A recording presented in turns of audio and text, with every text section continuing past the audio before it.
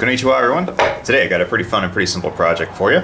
If you'll follow me back in time, a little over a year ago, I actually purchased a blade off of eBay. Now, I don't recommend doing that if you don't know what you're looking for because it's kind of a crapshoot. You can maybe get a good one, you might get one that's just totally trash. But anyway, I purchased this thing for a paltry sum and it took forever to get here from Japan.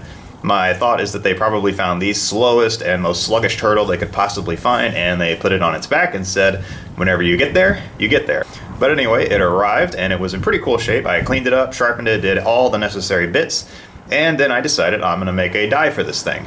Now, if you're not familiar with what a die is, it is simply the wooden portion of a kanna. This is pretty much the most important part of this next to the blade. If your die is not cut well, it does not matter how good you are at setup or how good you are at sharpening, you will have a bad plane. So I set about to try to learn to make a die for this thing, and I miserably failed over and over and over again, and I am not good at it. So I found a guy, his name is Joshua Villegas. Joshua Villegas actually studied in Japan on how to make these things.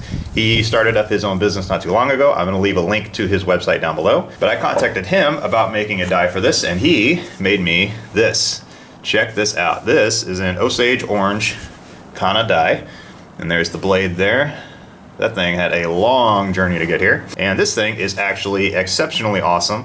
I'm not going to use it yet because the #1 rule with any new kanna is don't do anything to it.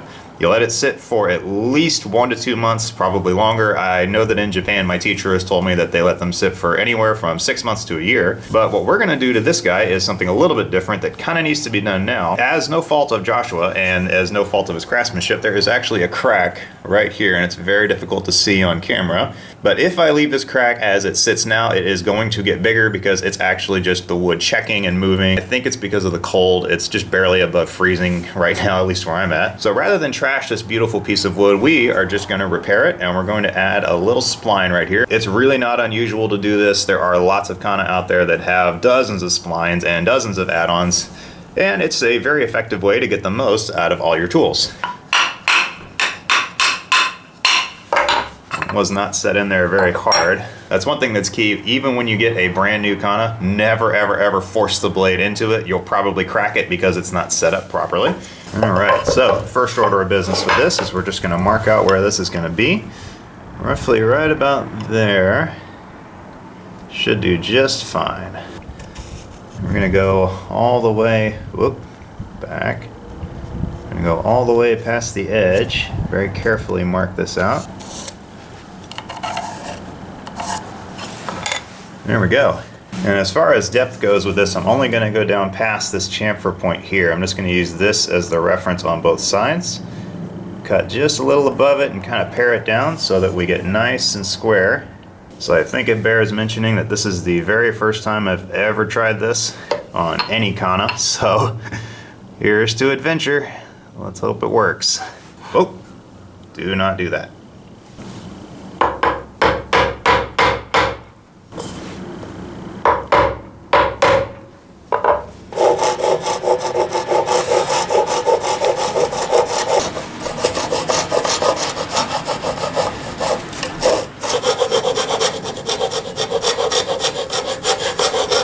Alright, let's see what kind of result we got.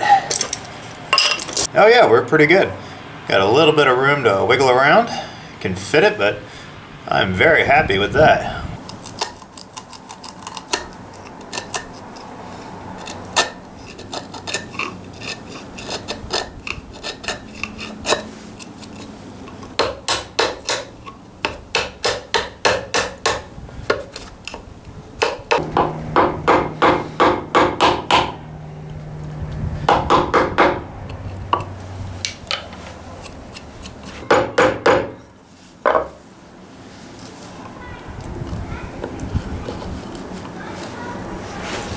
So a little change of plan here. I think I'm actually going to go just a little bit deeper than this right here.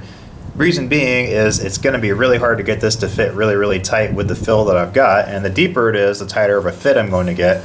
And plus, I went just a little bit too far right there, and so to make it look a little bit nicer, I'm just going to bring it all down just another little tidbit there. You will be able to see it on the sides, but again, it's not really going to matter because none of this is going to be making contact with the wood after I do the initial setup.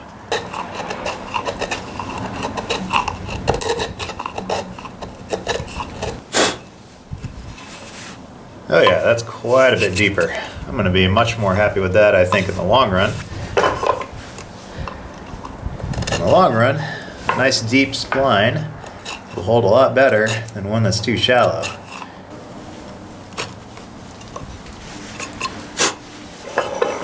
Alright, let's see what kind of test fit we got.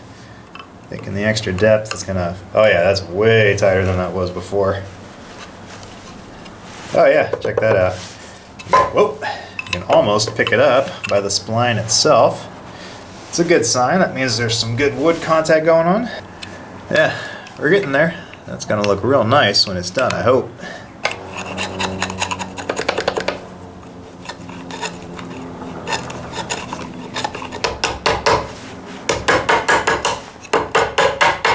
Alright, so sometime later, some good fitting. We have a very nice tight fit. You can almost pick up the whole thing like this. Let's give it a shot. Yeah, not bad.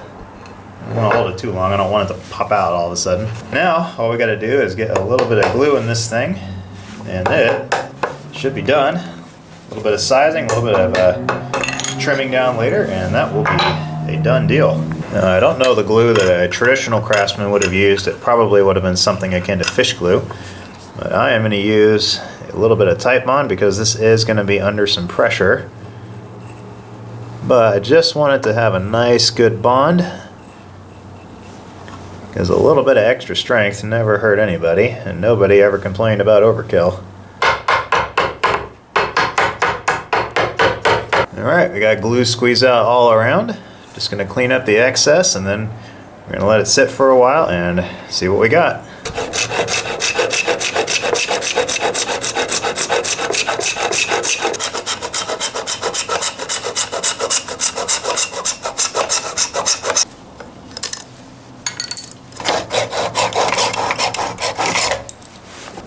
Now there is a teeny tiny gap on one side here, so I'm just going to take a little bit of that ebony dust, kind of mix it in with the glue here, just to kind of fill it up a bit.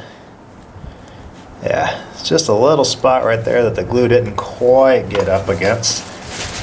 I'm going to put a tiny bit of pressure on that, just to hold it while that new glue dries.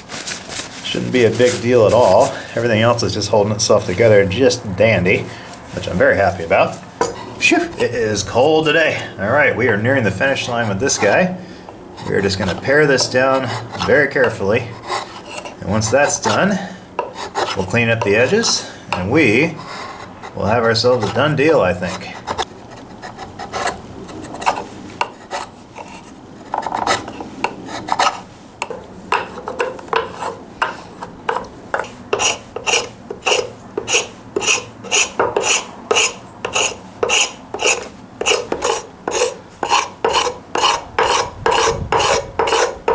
Well, that, ladies and gentlemen, is a done deal. I'm very happy with how that turned out. This repair should last the lifetime of this die. I'm looking forward to putting this to use, but I am going to give it a couple of months to settle in. So in a month or so, you'll probably be seeing this guy get put to use. It will be a very fun day, and I'm looking forward to it because this wood is just awesome looking. But anyway, thank you guys so much for watching. A especially big thank you to the patrons on Patreon who support me. You know who you are. If you guys are interested in becoming a patron, you can check it out in the link down below. All the patrons get all the cool videos a full week before they are released to the general public. And there's some cool behind the scenes stuff too. I don't put all the projects up on YouTube. I just don't have time to make a video for everything I build. So anyway, thank you guys for watching. Have an awesome day. Arigatou gozaimasu. Sayonara.